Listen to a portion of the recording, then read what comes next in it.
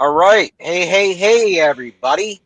Welcome to the Stewardship Circle, a Project Mindfully Outdoors. As always, I'm your guide, your host, all that good stuff, Mike Martin. And I've got a very good episode and conversation lined up here with my good buddy for you tonight.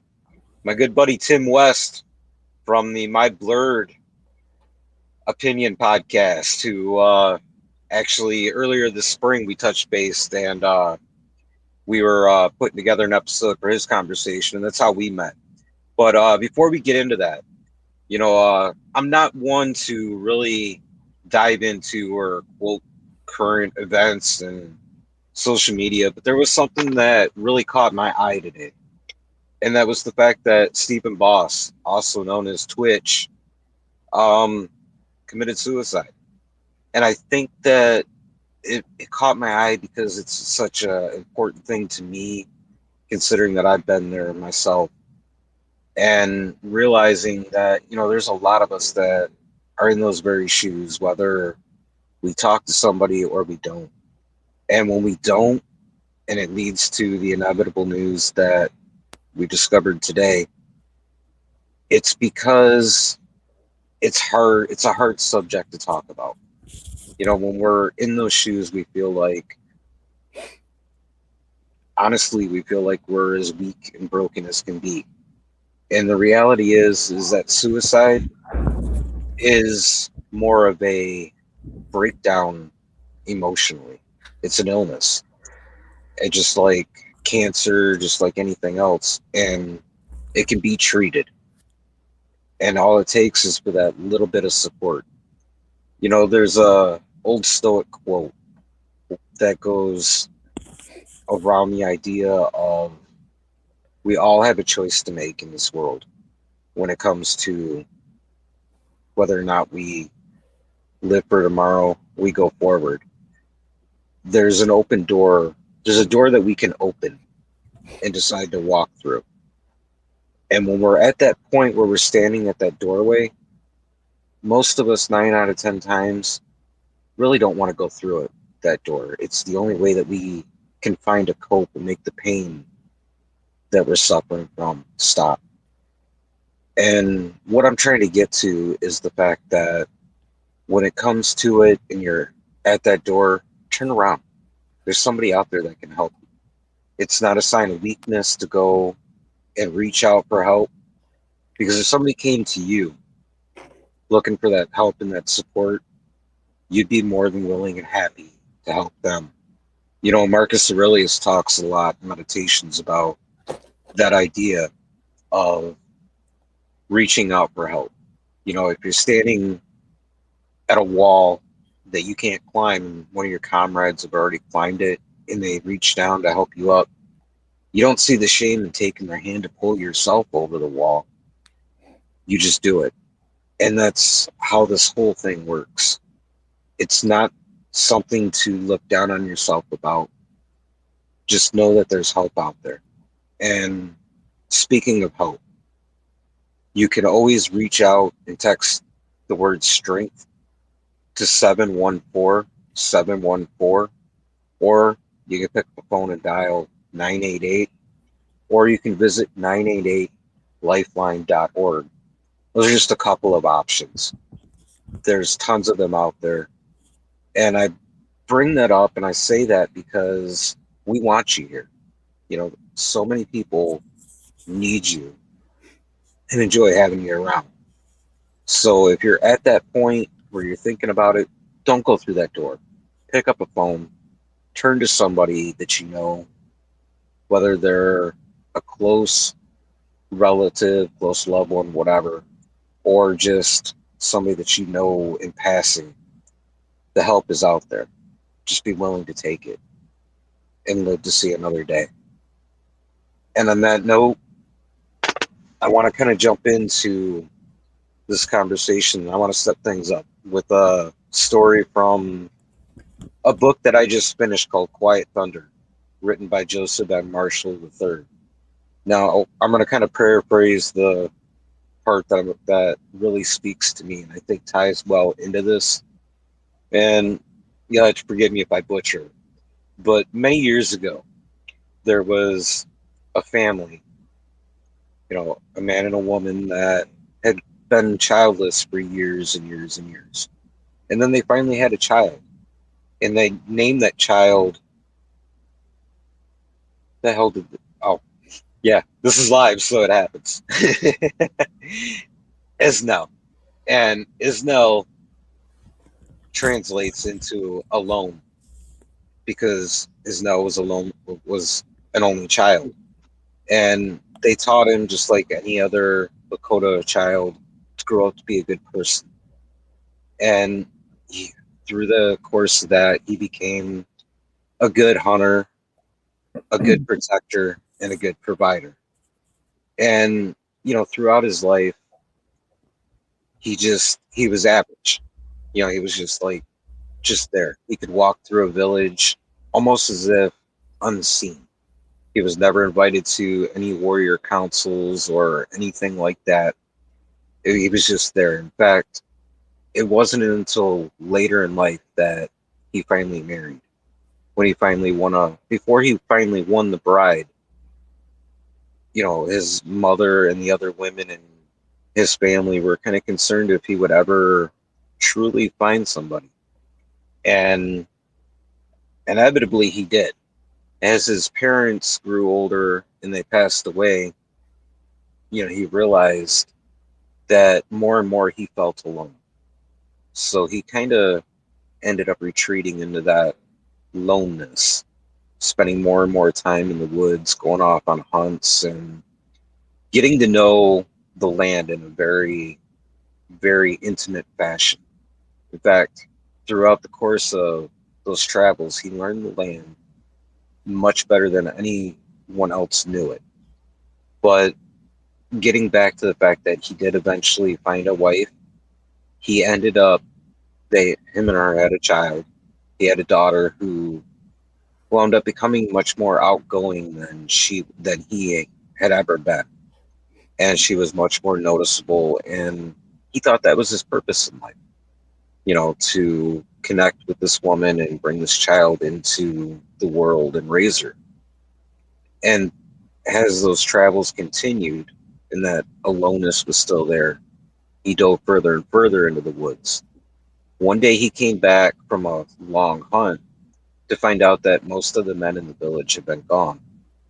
And some were out on a hunt, but most were out on a war party.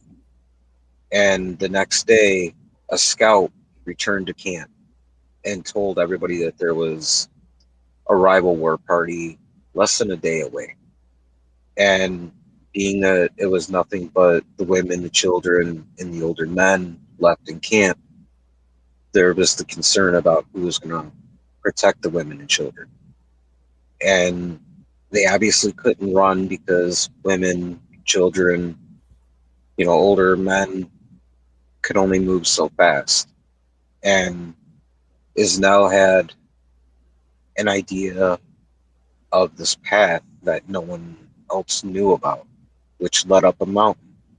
And the mountain was very jagged. It was very hard to climb. And when they all got together, they agreed. They went up the mountain. And when the war party caught them, they tried to climb up the mountain to no avail, because as they were trying to work their way up this rigid shaft, they rained down arrows and everything else on them, and the enemy eventually ran away.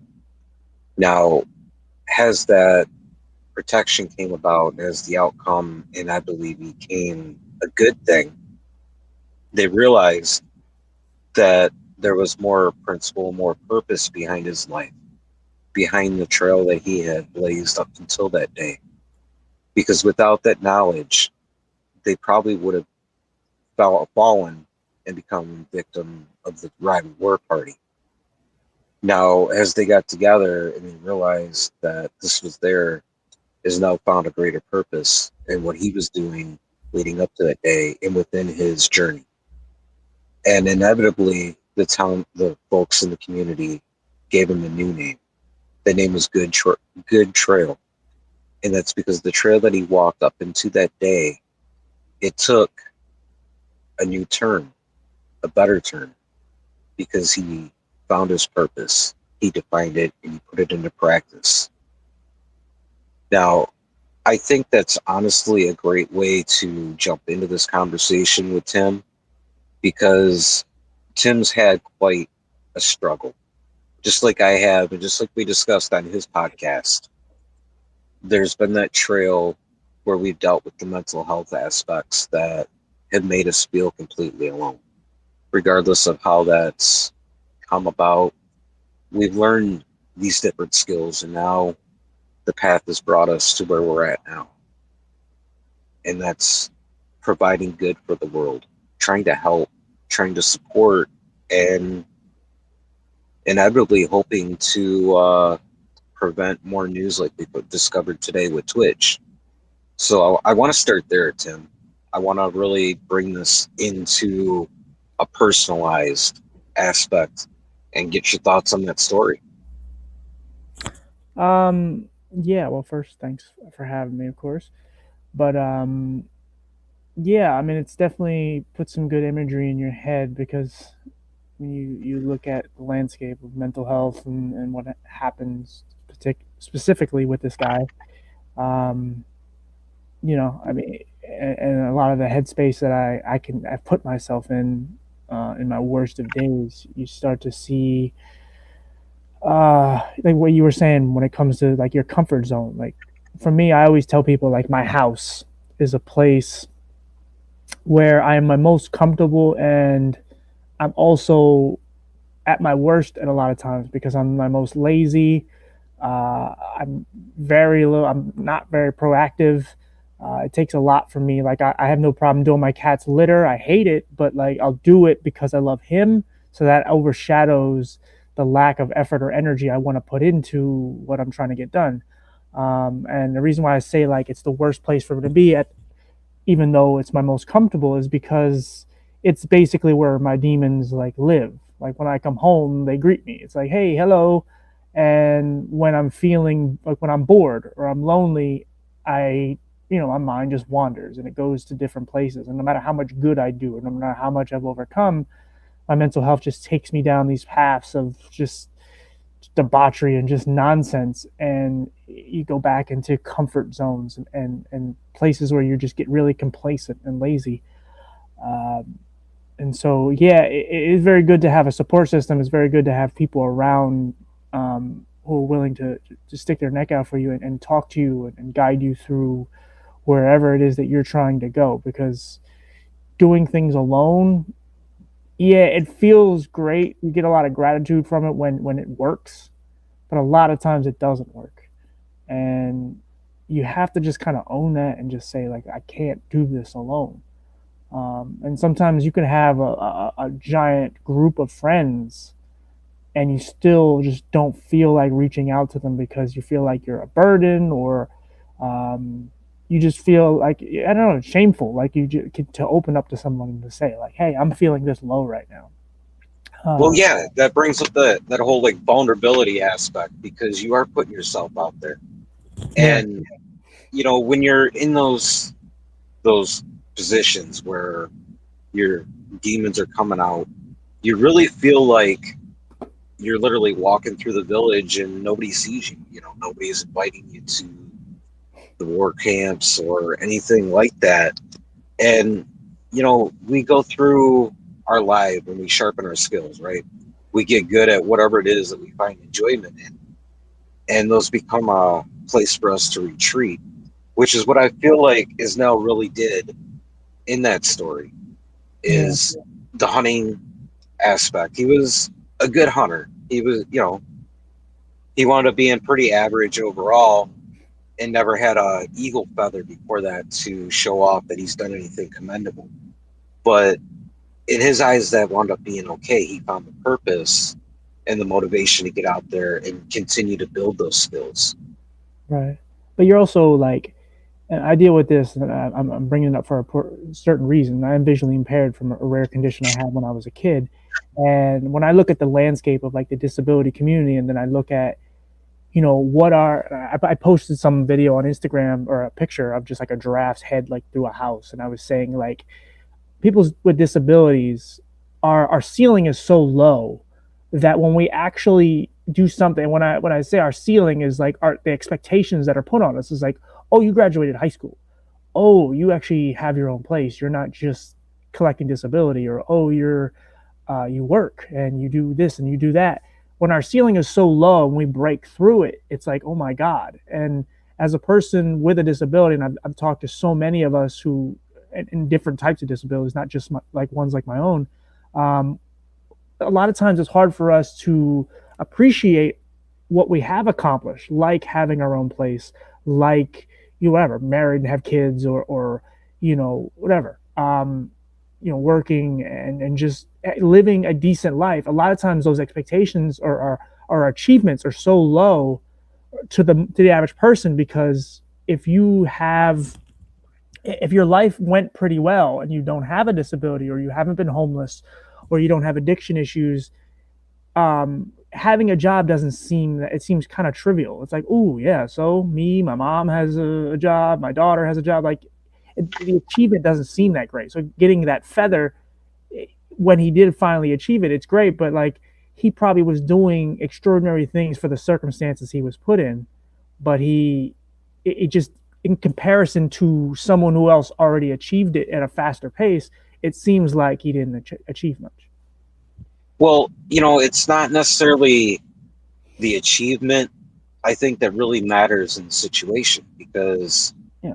when you're going through, like you said, with the glass ceiling being so low, it's a grind no matter what the context is. We all go through those daily grinds. We got to get up, we got to go through the monotonous tasks, and you got to find kind of a reward system that works for you.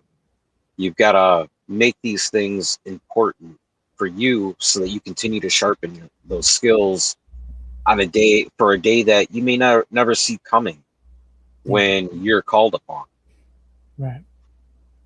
Yeah. I mean, like if you say I want to, I completed a race or a walk, and you're in a wheelchair, sure. If you say like, oh, I didn't get first place, it's okay, that makes sense. But you completed it. Like most people would have given up. Like if you just, when you compare yourself to people who have it good or have it easier, and not saying it's their fault for having it easier, it's just life circumstances, things happen. Some people have it very unlucky, unfortunately.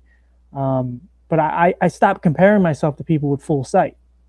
I can see some, but I also know I have a lot of friends who are totally blind, and I know I have it better than them. And I don't compare myself to them. I don't compare myself to anyone else. I just do what I have to do, and I realize, like, you just don't know. Even going like back to just the whole suicide thing, you really don't know what someone's going through. You don't know what's on their plate, no matter how famous, no matter how rich. It does not matter, because they might be going through something immensely that's just tearing them apart. And even if it doesn't seem like it's that great on the outside to the average person, even if you know what they're going through mentally, it's kind of like when you explain a dream to somebody, and let's just say like, oh, this person was staring at me in the dream. It's like, well, who cares? But in the dream, excuse me, the tone of the dream was so dark that when you woke up, maybe you were sweating and you were breathing a little heavy. But like when you explain it, it doesn't seem that bad. But in your head, it seemed really bad. And mental health is, the brain is such a wacky place that there's a lot of things, especially with like anxiety. You could be panicking for the dumbest reasons, but to you, it feels real. Um, yeah, and if you don't get a hold of it, it eats you alive. And that's, like I said, going back to the whole expectation thing. Like that's why you have to stop looking at what other people are achieving, especially when you're going through something worse off than most people. Like that's why I said I don't compare myself to people with sight anymore, because I realize it's stupid. Because me having a job, knowing that 75% of people with disabilities are unemployed, and that's not 75% of visually impaired, that's 75% of disabled people. So the fact that I have a job is a real achievement. It's just it took me a while to get past my mental health and to realize like, oh, okay, like that is a real thing for me. Like I have to fight for what I have, but I appreciate it at the end of the day. I remember being back at the beginning of this whole journey, and where I was standing thinking to myself, I just want everything rebuilt, and I want to be back on my feet. And feeling so overwhelmed with that because it's a lot to do. You know, it takes a building block process. You got to build the house, block by block, as they say. And when you get to that point where you start to look at things and you break it down block by block, it does become a lot easier. It becomes something that you can really start to achieve. And, there's a roadmap that really helps in order to develop that mindset because it's a mindset where when you start to think more openly about where the blocks are coming from and how you're going to stack them, you can start to build the process, and before you know it, you've got a roof over your head, and things are things are back in line to where you feel like they should be. However, I know from experience that a lot of this takes that willingness to be able to adapt and let plans change kind of as they come to you. Yeah, not for sure. I mean, something I've kind of realized more recently is that a lot of people are surprised when I go through what I go through because in my group, my little circle, um, I'm kind of perceived to be the strong one because I kind of keep my stuff insulated and I try so hard to focus on helping other people. And that when I'm like alone, I just deal with it on my own. And I just, it just comes out and I try not to just put it on other people. Um, and sometimes I reach out to people for sure, but I try to focus so much on helping other people that like you just don't know what someone's going through. You just have no idea. And a lot of times when we because your mind is always like one step ahead of you. It will always have evidence to prove what it has to prove to you, even if it's not right. It'll give you some sort of propaganda to make you feel so. And be a lot of times when you're in your worst headspaces, no one's calling you, no one's texting you. It doesn't mean people don't care.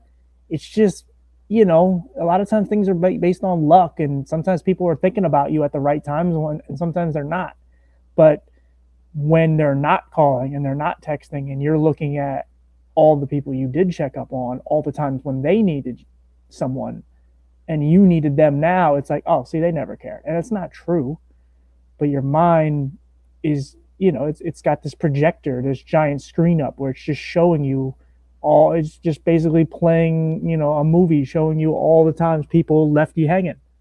And you just have to find a way to get out of that because it is very bad, and you're going to delve into some really awful thoughts and maybe make some mistakes by pissed off text other people or whatever. I haven't really done that, but um, it's yeah. Sorry, I kind of went off the road there, but Well, no, you made a good point because I wanna dive back to the point you keep making about you never really know what somebody's going through. I want when you think about that aspect, you're driving down the road, somebody cuts you off. You don't know, maybe their child's sick and they're trying to get them to the emergency room or whatever it is. But you slam on the brakes, you slam on the horn, you start yelling, and it really gets you nowhere. And there's a part in meditations that I really get a kick out of where Marcus is talking about how when you wake up in the morning, remind yourself that you're going to encounter people that are annoying, basically. And it's not because they intend to be that way, it's because maybe they just don't see things the way that you do. And when you build up that perception, you start to pay attention to the way that you perceive the world around you. There's so much that's not going to equal the same thing that you're seeing. And you got to be okay with that. And it gets back to that ability to adjust on the fly because you're going to make more problems for yourself in this world when you're trying to dictate the way things are as opposed to being willing to adjust and just kind of take things as they come at you. yeah, I think nowadays like it's weird. I think we see too much in a way. Like the internet puts everything in your face. everything is in 5K or whatever. Like as a person with a vision problem, it's weird because like I've heard people, let's say for like I heard someone say they watched the original Alien movie on Blu-ray and it looks terrible because the ship looks like this looks like that and it looks fake and whatever. But it's like when I watch those things, like my eyes don't pick up on some of that stuff. So to me, it still looks the way I know what it looked like when I first watched it, and I'm able to enjoy it. It's the same thing, just like an interaction with a person. It's like if your makeup isn't done, like I probably don't really care. I don't really make it out. I get close enough to you, sure, I guess, but like I just don't care about it. I'm also a person with a disability, so we we kind of are implanted with empathy, and so like I just Well, yeah. oh, go ahead. No, no, I was just gonna say that's why a lot of those things that like people do care about these days. I just don't care because I have a lot more to deal with, and I rather try to put some good energy into the world. But we're in this time now where everybody is angry, everyone's pissed at each other, and everyone's judgmental and wants to cancel each other for this and for that, and a lot of these things I've just deleted. Like I'd rather just be myself, unfiltered, try to have as much fun as I can, and surround myself with good people no matter what they look like.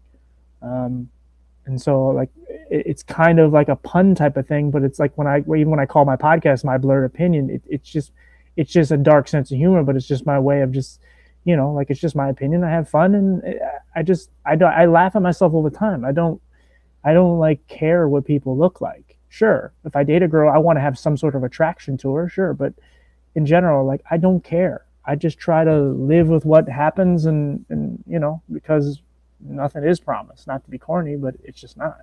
So you just gotta Well, have fun. well, yeah, I feel like a lot of the biases that we have, those are kind of built out of the way that we grow up and what we're taught. So then as you go through life and you experience things, they compound. They get bigger and eventually our lenses get smaller and smaller and smaller. And you got that aggravation because nothing's lining up with what you're looking for, that has all those different triggers hit you. You want to lash out. So that anger comes out, that frustration comes out. And that's because, yeah, we let life get so busy. We let it get so complicated. If, if you go back to originally earlier times with the pioneers and whatnot, when things were simpler, it was just a simpler way of life. There was much easier to navigate because you didn't have all the complexities that we have now. Yeah, sure.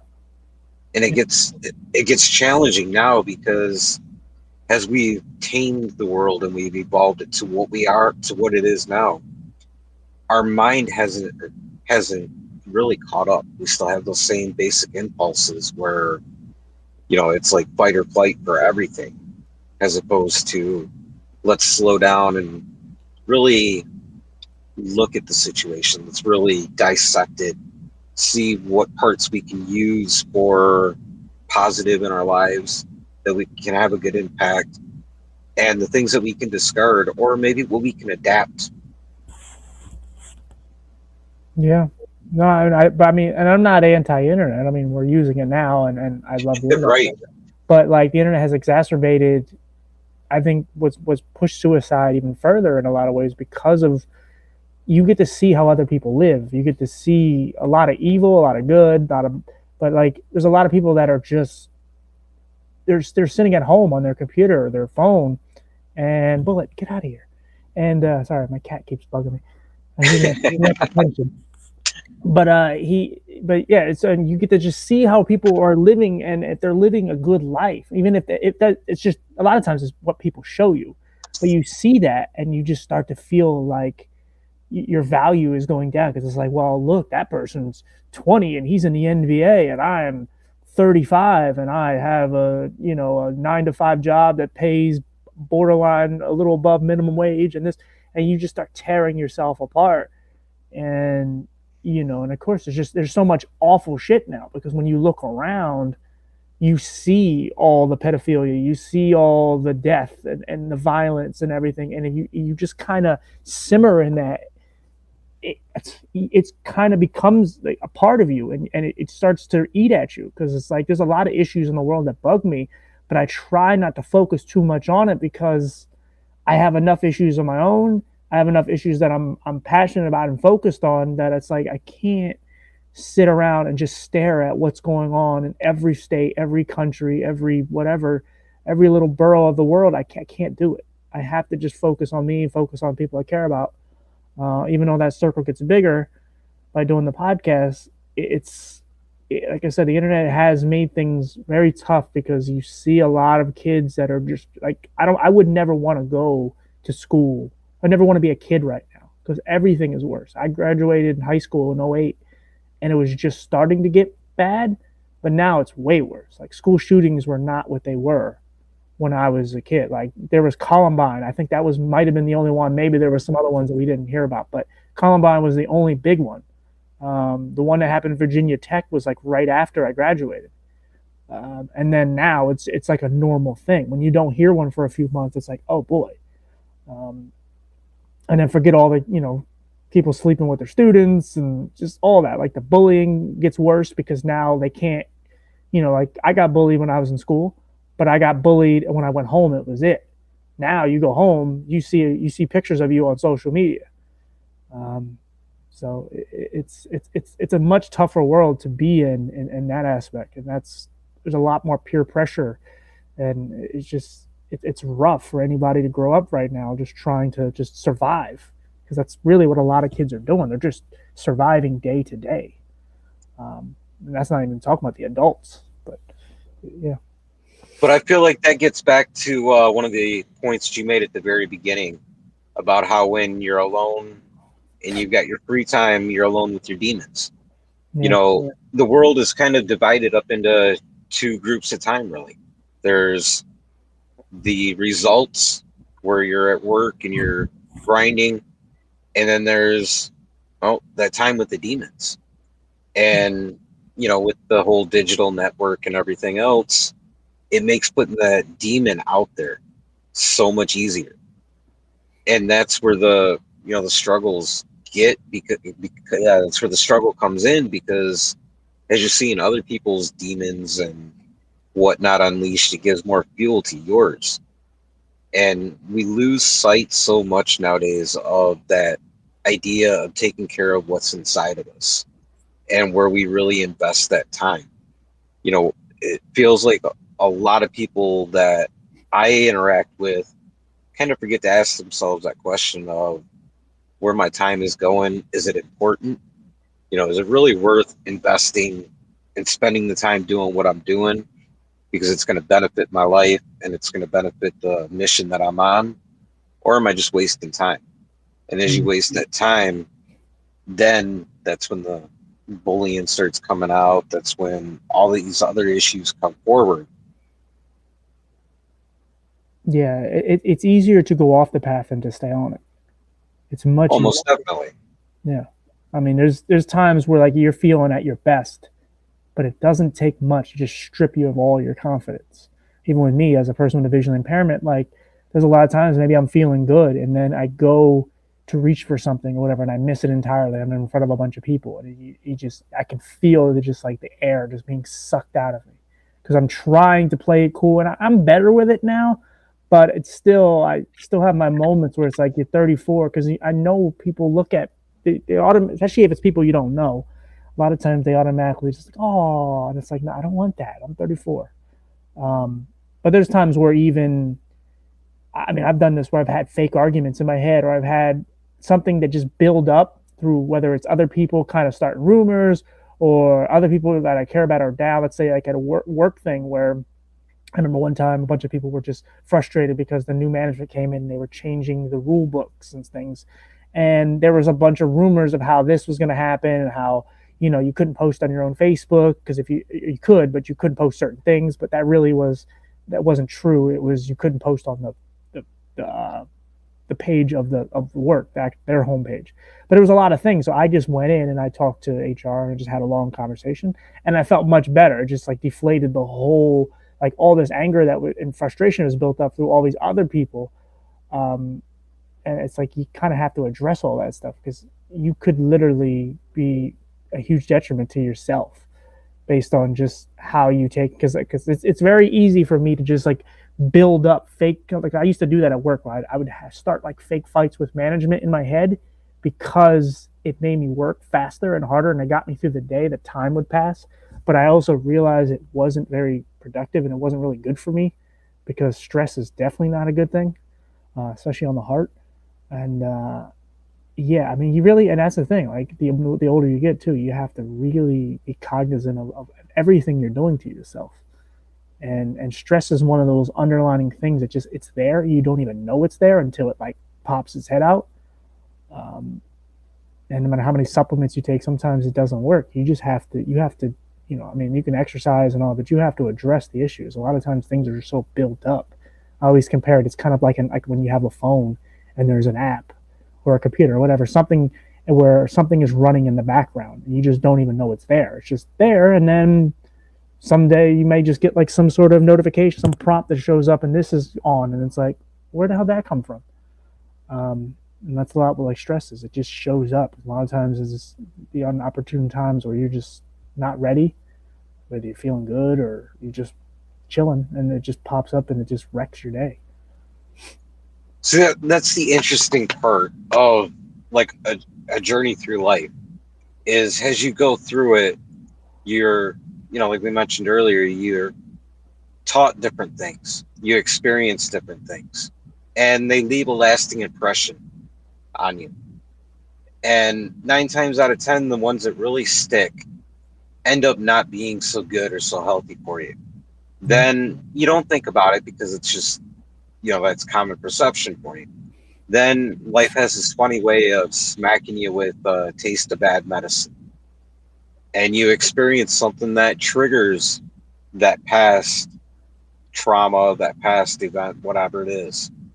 And then you hit that moment where you're like, hey, I really got to sort this out. I've got to, that may have worked for me in the past, but it ain't working no more.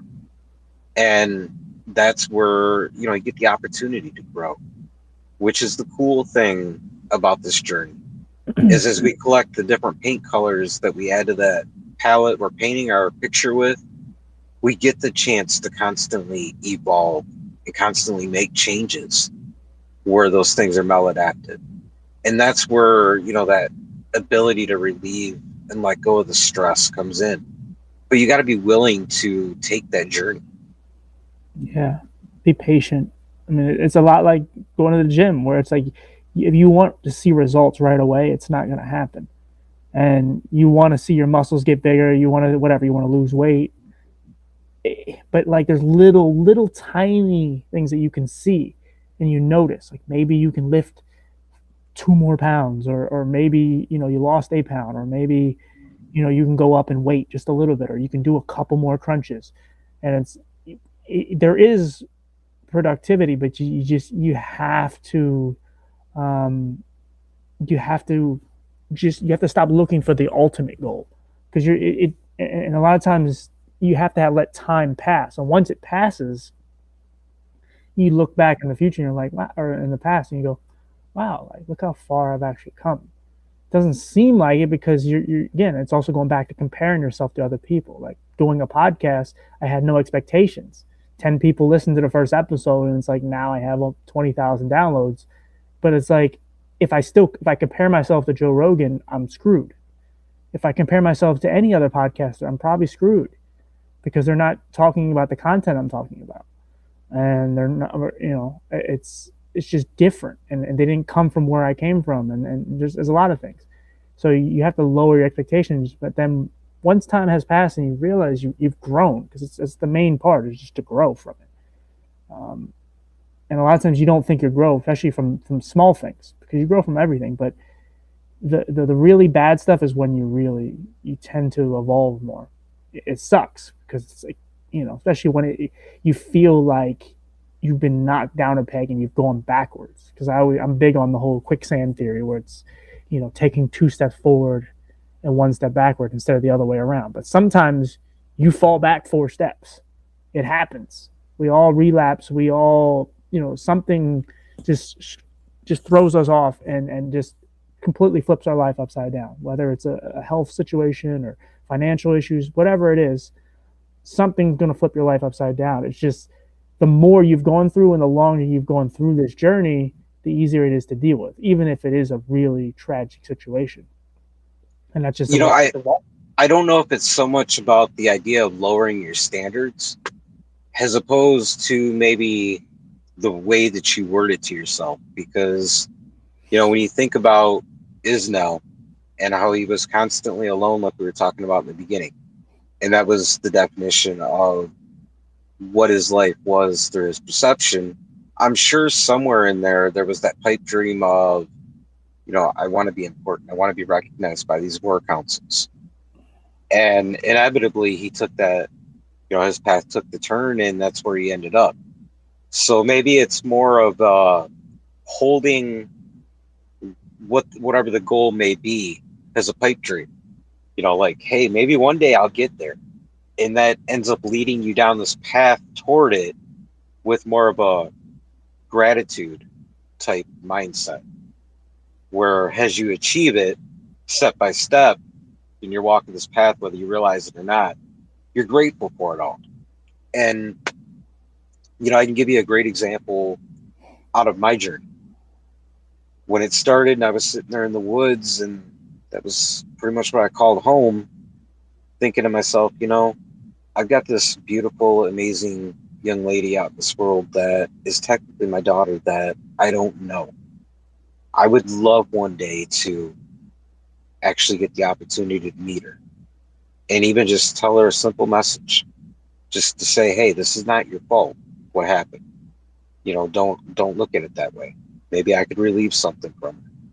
Well, as my path took its turn, not only did I get that opportunity, but I've gotten so much more. You know, it's built this amazing relationship that I don't think I've caught up to mentally. So in a way, it's kind of turned the tables in just the gratitude aspect of it. Because there was always that pipe dream of one day I'd like to just say this to you. And maybe even from there, have that relationship and then to actually get to foster the opportunity and actually do these things. It's not only it's beyond gratitude. Actually, it's like not only am I grateful for where I'm at, where I feel like I'm playing with house money. You know, I made the investment. I won the day that I got to sit down at a picnic table and say that, and now everything beyond that has just been nothing but house money. It's been the greatest thing to celebrate that I could put words to. And think about, not even where I started that journey, where that path began, but everything before it. You know, when you look at things from that new, wide open perspective of I can do these things, I want these things, but in order to do so, I've got to put my feet on the ground and I got to walk. I got to do the work. Like you said, go to the gym, build those muscles up. Not going to see the results for a while, but that's okay because when I do it, they're going to smack you in the face when you get them. And it makes it so much more of an adventure. And being able to walk in this wide open adventure, taking little pieces of the paint palette from here, pieces from over there, tying it together is a part of the joy. It's part of the thing that we skip, as a culture and as a society. We look over all the different steps that it takes to get the result. We only want the result then and there. But when you open yourself up to that, man, it's so much more of a journey. Not only do you get the chance to grow and heal, but you get to expand. Yeah. When you cut out all the bullshit too, when you stop lying to yourself and you stop trying to hide from the problems, like you've become very transparent now. Like you're opening yourself up to anything. You're advocating for lots of things. You were at. I mean, we talked about this before, but you were in a really bad place. You weren't the best person you wanted to be, and you had to, whether it was nature and reading and all the things you've done, you had to open yourself up to how you were causing your issues as well. And I've done the same thing, and it's you have to. You can't even if life sucks and life has kicked you around a lot, there's still a part you play in it. Like even like if you're a girl and you continue to date shitty guys, um, yes, they're shitty guys, but there's a pattern there. There's something that you're attracting in them. You still keep dating them. Doesn't mean you're ultimately at fault, but you still have to address the issues at hand. You can't just ignore them. And for us, we had bigger issues, and there's something that's blocking it. And your demons are not going to let up, and life is not going to let up. It's going to continue to pass you by if you just let it. And you have to just address your issues, open your mind to what can happen. Extricate yourself from those demons and push away and just say, look, I had enough. What is my issues? What is the deep seated issues that are bothering me? Oh, I have daddy issues. My dad and I never had a great relationship, and I never had someone to lead me, and I've been leading myself, and I'm leading myself into a brick wall. You break down whatever it is. What is leading you to drugs? What is leading you to whatever situation? All these walls that you're running into. When you open yourself to any possibility, including just being just raw with yourself and just saying, look, you're just an idiot for this. This was a mistake you made. This is a mistake you continue to make. When you open yourself to that and you address it, it's easier to just become a better person. And it's easier to live life better. And it's easier to be able to appreciate the little things. Like you talk about nature a lot. And I think I would assume that's a big reason why you're able to battle your mental health much. Because like for me, like home for you is kind of being out there. Home for me is being in my apartment. And it if I'm around animals and around nature, it's easier to take in the air and breathe and just relax. And a lot of people don't have that Zen world they can go to, so they have to find alternate reasons, whether or alternate methods, I should say, like alcohol or drugs or whatever. And it's not always productive. See, I don't really necessarily know that that would be the proper context when you're trying to walk these paths. You're trying to go through the journey in a more healthy way. It begins with that narrative.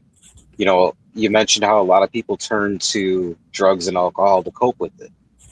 And as you slowly get the initiative to want to turn yourself in a different direction, I guess turn the compass north, it really begins with that narrative that you tell yourself, the vocabulary that you use, and you start to replace the words. As like you mentioned, being an idiot because I made a mistake. It's not the idiot being the proper word to use there, because you're actually not necessarily, you may or you may not be making a mistake. Either way, you're giving yourself an opportunity to learn from it. That leads into the growth, and that leads into the shift and remagnetizing the compass. None of this comes instantly, but it does actually tie really well into a recent article that I had put out about bear medicine, which, you look at a bear and you think about its life cycle through a year. This time of year would be hibernation time, and they slow down, they become more inactive at times, right?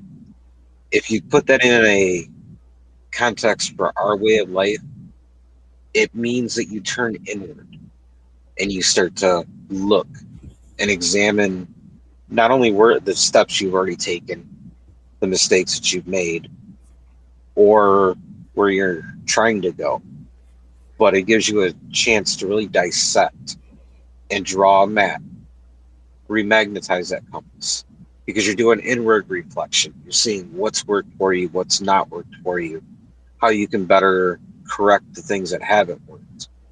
And when you tailor a plan like that, then it brings you back to the spring where, they come out of the cave and they start feasting and they start doing their typical things. But it's all about empowering yourself inward, is where that journey and that growth, that change tends to happen. That's where, the outdoors really does for me. And I use the bear medicine as an example, because when you go out and you sit, you get to watch Mother Nature. The plans and the things that can inspire you are right there for you. Yeah, for sure. Yeah.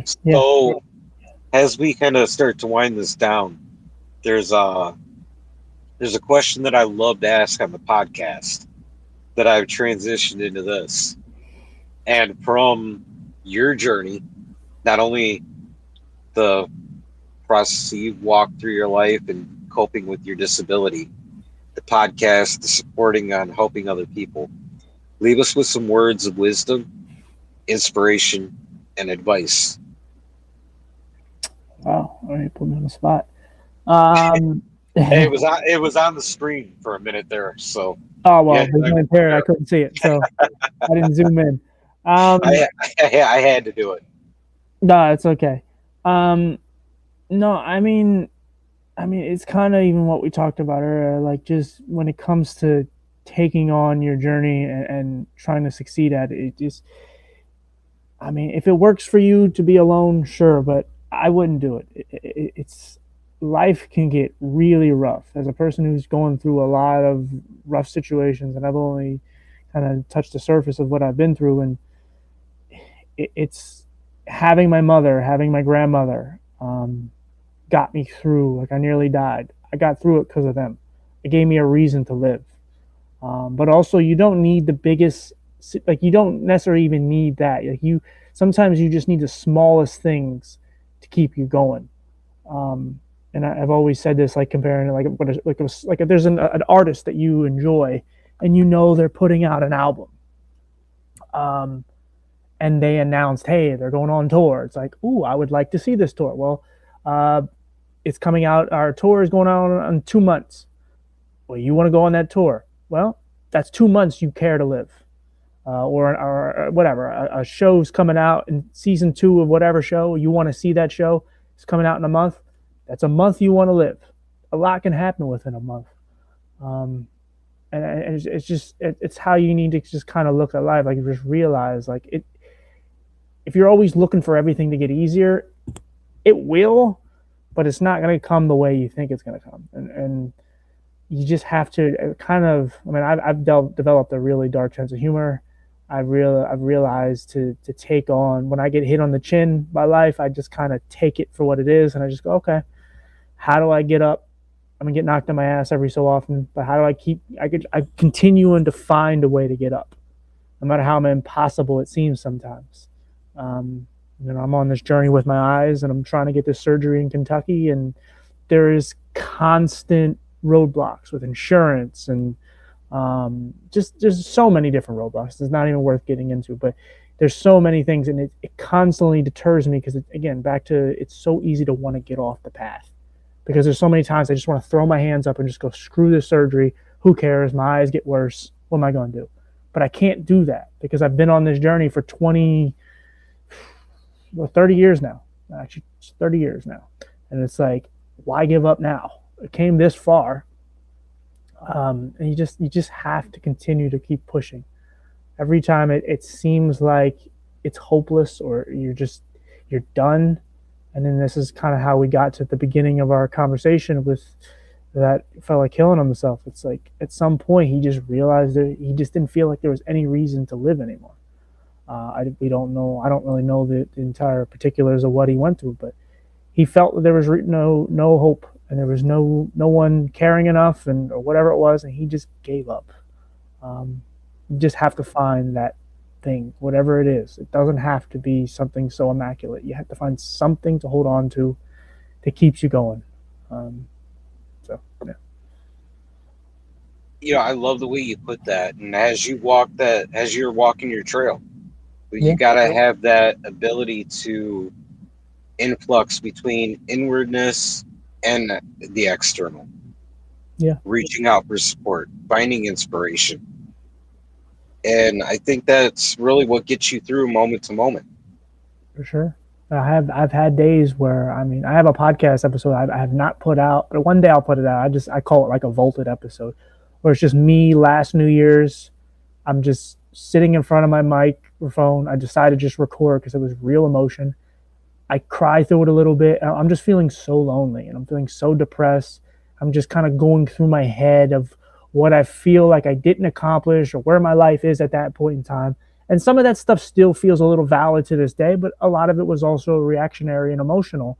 And I just was going through the motions. But the next day, I woke up and I was smiling.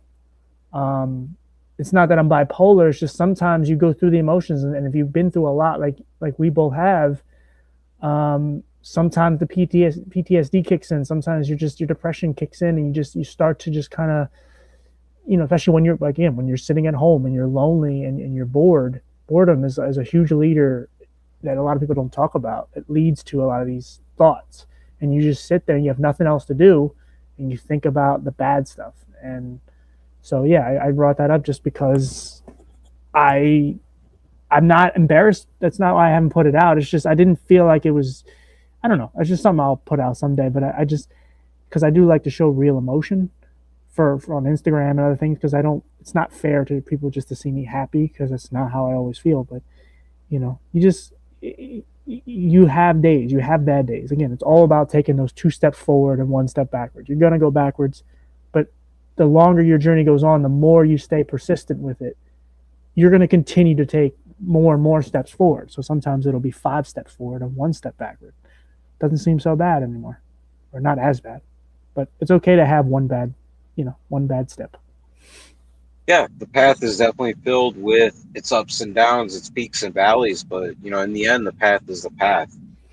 And I think really to tie this all together, if you're out there and you're struggling right now, just bear in mind the fact that it is one moment within, the frame of however many pages that your story consists of, and it's going to pass. Just like the moment that you were in before you got to where you're at now passed, this will as well. And the next moment will be filled with something completely different. So just hold tight and just focus on breathing and the intention to get through. You need the support. It doesn't make you any less of a person to reach out and take and ask for it. I've done it, Tim's done it, and we're both here. You know, like I mentioned at the beginning of this, there's plenty of different outlets. This forum itself is one that happily puts itself out there. Tim's another. And, when you're facing those situations, don't walk through that door, man, because we want you here. We need you here. You're a part of the human experience and the human story. You deserve to have your moment from start to finish. Tim, as we wind this up, you got to let people know how to get in touch with you, find your work. Yeah. One last thing, just to kind of touch on what you said. Just the reason why we do what we do is so it's not so taboo, so that like it's easier to address your issues. A lot of people don't. They're shameful. They don't want to talk about their past. They don't want to talk about their history because homelessness, let's say, in your past, or being disabled. These are two issues that people are shameful of and they don't want to address. And the more of us do it, it helps everyone. And we kind of have to put ourselves on the front line and kind of open ourselves up and put ourselves out there to be looked at and judged, just so that the next group of us don't have to be. But yeah, my podcast is My Blurred Opinion. It's on Spotify, Apple, Google. It's on any of the platforms, any of the big ones. Yeah, we talk a lot about stuff like this. I mean, I'm really big on mental health. I talk a lot to different people with disabilities, but it kind of ventured out to more of someone going through a struggle, and how they overcome it.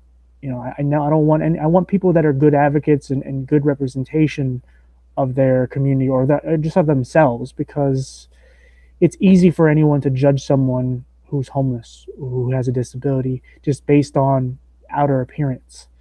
But when you get to know them and realize, oh, they are intelligent, oh, they have a story, oh, look how amazing and brilliant and powerful, and just heroic they are.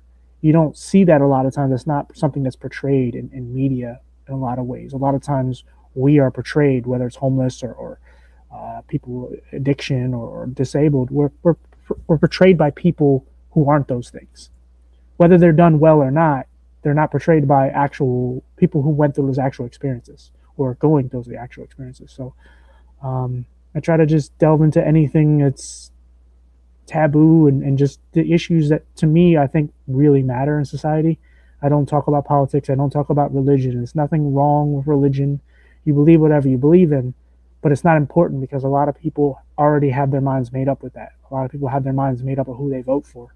Um, I just want to talk to the people that are struggling and going through things because my biggest goal, just to end it on this, like my biggest goal is to make that one person out there who feels alone not feel alone.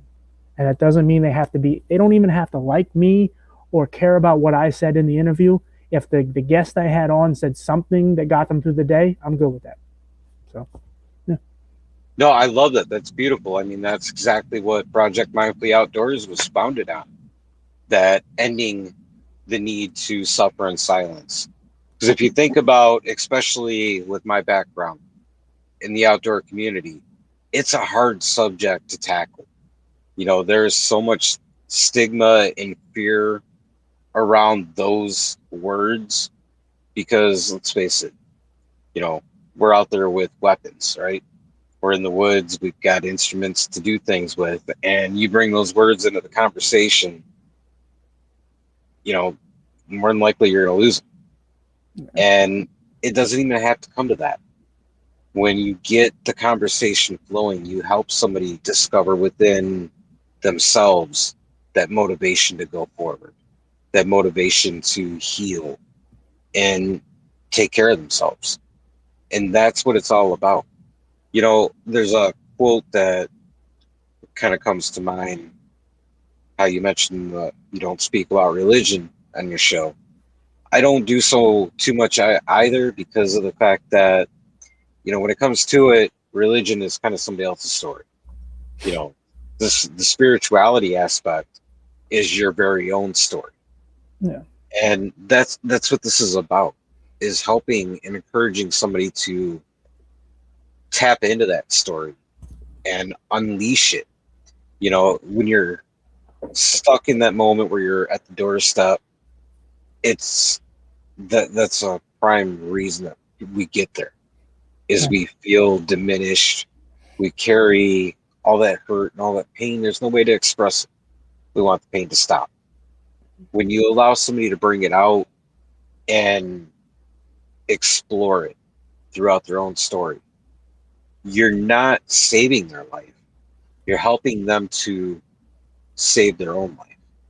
And that's what it boils down to is a personal story, a personal journey. You know, whether you're thinking rationally or not, you're the one that's in control.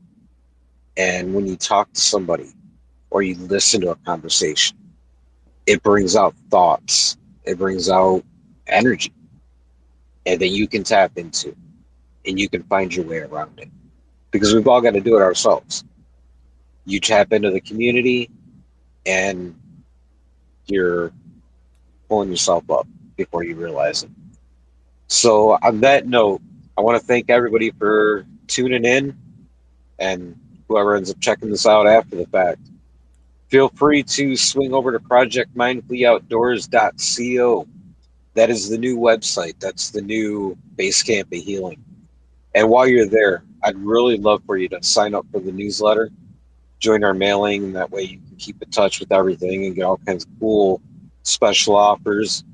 And also make sure you check out Letters from Camp, which is a collection of guided meditations, which whether or not you're familiar with meditation, it's going to get you into it. You're going to love it. So until next time, get out there in the wild. It's where the stillness and the adventure lies. See ya.